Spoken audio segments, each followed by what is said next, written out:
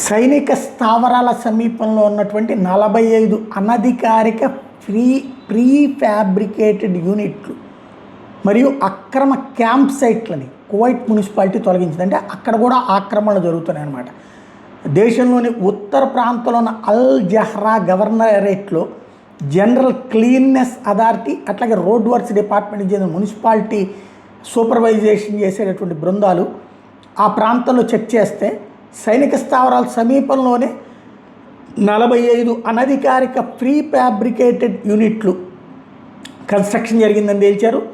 అక్రమ క్యాంప్ సైట్లు ఏర్పాటు చేశారని తేల్చారు. వాటిని తొలగించారు.